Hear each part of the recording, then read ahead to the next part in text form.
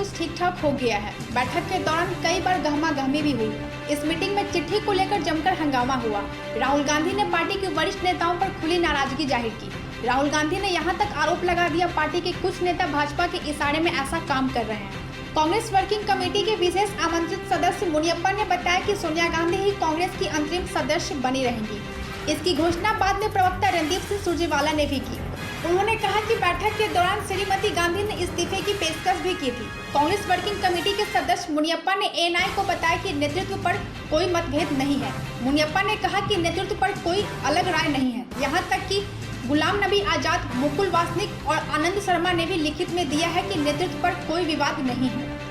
CWC के सदस्यों ने 1 साल के अंदर नए अध्यक्ष के चुनाव की बात की है। पार्टी नेताओं राहुल गांधी और प्रियंका गांधी वाड्रा ने कहा कि यह प्रक्रिया 6 महीने में शुरू होनी चाहिए। उन्होंने कहा कि एआईसीसी सत्र 6 महीने में आयोजित होने की संभावना है। कई नेताओं ने मांग की कि राहुल गांधी को फिर से पार्टी प्रमुख का पद लेना चाहिए। सोनिया गांधी के अलावा इस बैठक में पूर्व प्रधानमंत्री मनमोहन सिंह, पार्टी महासचिव केसी वेणुगोपाल, पंजाब के मुख्यमंत्री अमरिंदर सिंह और पूर्व केंद्रीय मंत्री मल्लिकार्जुन खड़गे और एके एंटनी भी शामिल थे। महिला वाले घरों को रोशन तो करते ही हैं, बच्चों का भविष्य भी संवारते हैं।